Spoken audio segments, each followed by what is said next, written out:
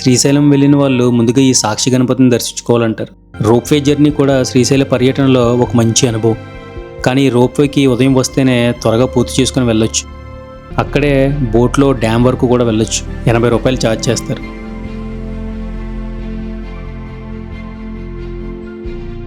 Right side green building కనబడుతుంది, అది right side power house, AP Andhra Pradesh. ఈ లెఫ్ట్ సైడ్ ఎల్లో బిల్డింగ్ కనబడుతుంది, ఇది left side power house Telangana. ఇవ్వడైంది కాబట్టి. హాయ్ ఫ్రెండ్స్, శ్రీశైలం అనేది దట్టమైన నల్లమల అరణ్యాల మధ్య ఉన్న ఒక ఆధ్యాత్మిక క్షేత్రం. శ్రీశైలం చేరుకోవడానికి నల్లమల అటవీ ప్రాంతం నుంచి సుమారు 50 కిలోమీటర్ల జర్నీ చేయాల్సి ఉంటుంది. మొదటిగా డోర్నాల అనే ఊరి నుంచి మొదలవుతుంది నల్లమల అటవీ ప్రాంతం. రాత్రి 9 నుండి ఉదయం 6 వరకు ఈ ప్రాంతంలోకి ప్రవేశించడం నిషిద్ధం. ఎందుకంటే పులులు అతి ఇష్టంగా సంచరించే ఈ అభయారణ్య నల్లమల దక్షిణ భారతదేశంలోని అతిపెద్ద, అతి పురాతన పర్వత శ్రేణుల్లో ఒకటి. కానీ చాలామందికి ఇక్కడ అరణ్యాలు, పులులు మార్గాలు మాత్రమే కనిపిస్తాయి. ఈ అడవి లోపల దాగి ఉన్న చరిత్ర, రహస్యాలు, భయానక కథలు, ప్రకృతి అద్భుతాలు మాత్రం ఎవ్వరికీ తెలియవు. పురాణాల ప్రకారం నల్లమలలో ఎన్నో మహర్షులు తపస్సు చేశారు. అగస్త్య మహర్షి నుంచి వేదవ్యాసుడి వరకు అనేక మంది ఈ అడవిని తమ యోగశక్తితో పవిత్రం చేశారని చెబుతారు. అందుకే ఈ అడవి యొక్క ప్రతి బండ, ప్రతి కొండ ఏదో ఒక శక్తి కలిగి ఉందని స్థానికులు నమ్ముతూ ఉంటారు. 100 కిలోమీటర్ల దాకా పూర్తిగా అరణ్యమే. పులులు, చిరుతలు, ఎలుగుబంట్లు, అడవి దూడలు, ఇవి అడవిని పాలిస్తున్న రాజులు. ఇక్కడ మనిషి అడుగు పెట్టేది అతిథిలా మాత్రమే. నిబంధనలు మాత్రం అడవివే. నేను శ్రీశైలం చేరుకునేసరికి సాయంత్రం 6 అయిపోయింది. ప్రీ ప్లాన్ లేకుండా ఇక్కడ చేరుకుని రూమ్ సంపాదించడం చాలా కష్టం. ఎందుకంటే ఇక్కడ సింగిల్స్కి రూమ్ ఇవ్వరు. అవి కూడా కులాల పేరు మీద ఉన్న సత్రాలలో మాత్రమే తక్కువ డబ్బులకి రూమ్స్ దొరుకుతాయి. దేవుని దర్శించుకోవడానికి వెళ్ళిన వాళ్ళకి ఈ కష్టాలు, అలాగే ఇక్కడ వాళ్ళు చేసే డబ్బుల దందాన మాత్రం అనుభవించక తప్పదు. చివరగా అతి కష్టం మీద ఈ నార్మల్ డార్మెటరీ 450 రూపాయల్లో దొరికింది. ఒక డార్మెటరీకి 450 రూపాయలు అంటే ఏ లెక్కలో దోపిడీ జరుగుతుందో ఆలోచించుకోండి. ఇక ఉదయం లేచిన తర్వాత మొదటిగా 2 కిలోమీటర్ల దూరంలో ఉన్న సాక్షి గణపతి ఆలయంకి వెళ్ళాను. శ్రీశైలం వెళ్ళిన వాళ్ళు ముందుగా ఈ సాక్షి గణపతిని దర్శించుకోవాలంటారు. ఒకప్పుడు అగస్త్య మహర్షి శ్రీశైలం దర్శనానికి వెళ్ళినప్పుడు గణపతి స్వామి ఇక్కడే ఆయన యాత్రను సాక్షిగా నమోదు చేశాడని స్కంద పురాణంలో కథ ఉంది. అందుకే ఈ ఆలయం ఒక చిన్నగా ఉన్న చాలా పౌరాణిక ప్రాముఖ్యత కలిగి ఉంటుంది. తరువాత అక్కడి నుండి కొంత దూరంలోనే శ్రీ లలితాదేవి శక్తిపీఠం కూడా ఉంటుంది. శక్తిపీఠాల జాబితాలో ఒక పవిత్రమైన, అత్యంత ప్రాచీనమైన, పెద్దగా ప్రచారం లేని ఆధ్యాత్మిక క్షేత్రం.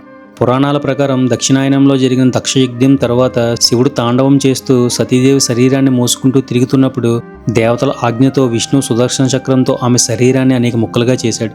ఆ ముక్కలు పడ్డ ప్రతి స్థలం ఒక శక్తిపీఠంగా మారింది. అందులో ఒక పవిత్రమైన స్థలమే లలితాదేవి శక్తిపీఠం. అక్కడే హటకేశ్వర స్వామి ఆలయం కూడా ఉంటుంది. ఒకప్పుడు బ్రహ్మదేవుడు కఠిన తపస్సు చేస్తుండగా బంగారు మెరుపుల మధ్య శివుడు ఇక్కడ ప్రత్యక్షమయ్యాడు. అందుకే ఈ స్థలాన్ని హటకేశ్వర క్షేత్రం అని పిలుస్తారు. అక్కడి నుండి బయటికి వచ్చి రోడ్డుకి అటుపక్కన మెట్ల మార్గం గుండా కొంత కిందకి దిగితే పాలధార, పంచదారలు ప్రవహించే ప్రాంతానికి చేరుకోవచ్చు. పాలధార, పంచదార వద్ద ప్రవహించే నీటిని పురాణాలు శివుడి జటాజూటం నుండి జారే పవిత్రదారులని చెబుతారు. ఇక్కడ నీరు 5 చిన్న ప్రవాహాలుగా విడిపోయి కిందకి జారుతుంది. అది పంచభూతాల ప్రతీక అని శాస్త్రం చెబుతుంది. ఇక్కడ కొండ ఆకారమే ఒక నాదమండలంలాగా ఉంటుంది. నీరు రాళ్ళు మీద పడే శబ్దం అక్కడ ఒక సమయంలో ఓంలాగా వినిపిస్తుంది. అక్కడే ఒక జలపాతం కూడా పచ్చని నల్లమల అడవుల మధ్య కొండ మీద నుంచి జాలువారుతూ కనిపిస్తుంది.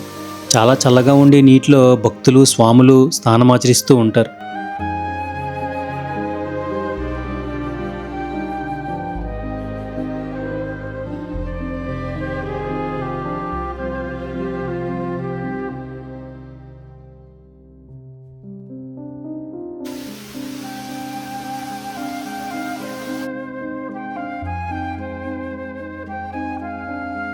అక్కడి నుండి బయటకు చేరుకుని చివరిగా శ్రీశైల శిఖరానికి వెళ్తున్నాను.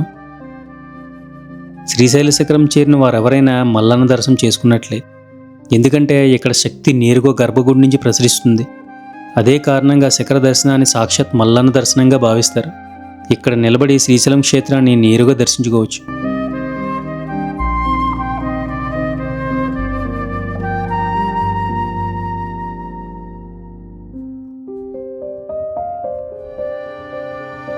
అక్కడే ఉసిరికాయలు కూడా చాలా కనిపిస్తాయి. కొనుక్కొని తీసుకువెళ్ళండి. ఆరోగ్యానికి చాలా మంచిది ఉసిరి అనేది.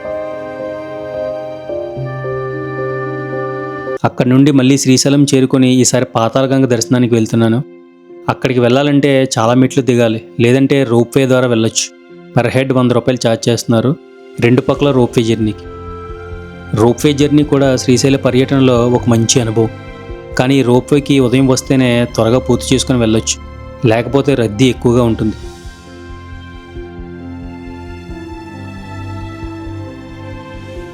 ఒక రైడ్కి 4 కంపార్ట్మెంట్ల ద్వారా 16 మందిని మాత్రమే కిందకి పైకి తీసుకెళ్తూ ఉంటారు. రోప్వే నుండి కృష్ణానది, శ్రీశైలం డ్యామ్ కూడా చాలా అద్భుతంగా కనిపిస్తాయి.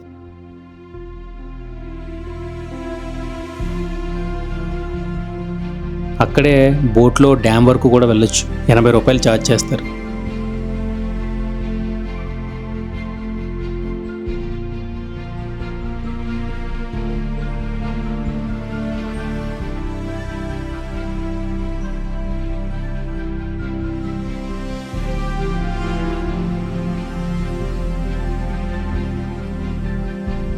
బోట్లో కూర్చొని అలా 20 నిమిషాలు కృష్ణానది నీటిలో ప్రయాణిస్తూ డ్యామ్ వరకు చేరుకోవడం కూడా ఒక మంచి అనుభూతి.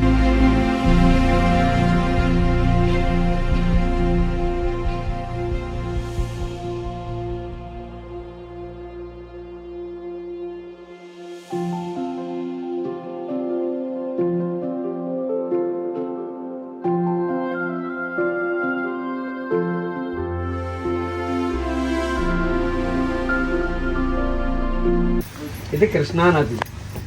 ఈ కృష్ణానది ఎక్కడి నుంచి వస్తుందంటే మహారాష్ట్ర మహాబలేశ్వరం జన్మస్థానం. అక్కడి నుంచి కర్ణాటక అల్మట్టి, బీచపల్లి, నారాయణపూరు, తుంగభద్ర, జూరాల, నెక్స్ట్ శ్రీశైలం. ఈ గేట్లు ఓపెన్ చేస్తే నాగార్జున సాగర్ ఓపెన్ చేస్తే విజయవాడ ఓపెన్ చేస్తే సముద్రంలో కలుస్తుంది. సముద్రంలో ఎక్కడ కలుస్తుంది అంటే కృష్ణా డిస్టిక్ అని అంశల్దీవులో ఒక బంగాళాఖాతంలో కలుస్తుంది. ఇదే డ్యామ్. ఈ డ్యామ్ ఒరిజినల్ నేమ్ వచ్చి నీలం సంజీవరెడ్డి సాగర్. శ్రీశైలంలో ఉంది కాబట్టి శ్రీశైలం డ్యామ్, లేదంటే శ్రీశైలం ప్రాజెక్ట్. ఈ 2 పేర్లు టీవీలో పేపర్లో చూస్తుంటాం. ఇది 1963లో నెహ్రూ గారు శంకుస్థాపన చేస్తే 83 నాటి కంప్లీట్ అయింది. 20 ఇయర్స్ పట్టింది. ఈ డ్యామ్ కట్టేటప్పుడు నీలం సంజీవరెడ్డి గారు మన సీఎం గారు రాష్ట్రపతిగా చేశారు. ఆయన ఈ డ్యామ్ కట్టేటప్పుడు ఎంతో కృషి చేశారు కాబట్టి ఆయన చనిపోయిన తర్వాత ఆయన పేరు పెట్టారు. రైట్ సైడ్ గ్రీన్ బిల్డింగ్ కనబడుతుంది, అది right side power house, AP Andhra Pradesh. ఈ లెఫ్ట్ సైడ్ ఇళ్ళ బిల్డింగ్ కనబడుతుంది, ఇది left side power house Telangana. Divide అయింది కాబట్టి పవర్ హౌస్లు అంటే పవర్ హౌస్లు కాదు, పవర్ హౌస్లు డ్యామ్ ఫ్రంట్ సైడ్కి ఉంటాయి. పవర్ హౌస్లకి వాటర్లే గేట్ ఆపరేటింగ్. ఈ రైట్ సైడ్ పవర్ హౌస్ ఒకసారి రన్ అయితే 770 మెగావాట్స్. ఈ లెఫ్ట్ సైడ్ వచ్చి 900. ఇంతకుముందు పవర్ ప్లాంట్ కాల్కొని గుర్తుందా లేదా? అవునవును, ఈ లెఫ్ట్ సైడ్దే.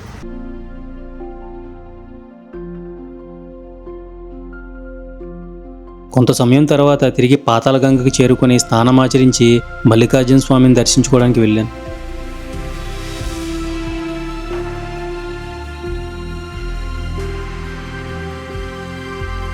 మధ్యాహ్నం 1 గంటకల్లా మల్లికార్జున స్వామిని దర్శించుకోవడానికి లోపలికి వెళ్తే దర్శనం అయ్యి తిరిగి వచ్చేసరికి 5 గంటల సమయం పట్టింది. అక్కడే భోజనం చేసి తర్వాత రోజు అక్క మహాదేవి గుహలు చూడడానికి 16 కిలోమీటర్లు కృష్ణానది ఎగువ ప్రవాహంలో బోట్లో జర్నీ చేసి వెళ్ళడం జరిగింది. ఆ వీడియోలు చాలా అద్భుతంగా ఉంటాయి, అస్సలు మిస్ అవ్వద్దు. ఇక్కడ వరకు వచ్చారంటే ఈ వీడియో మీకు నచ్చింది అనుకుంటున్నాను.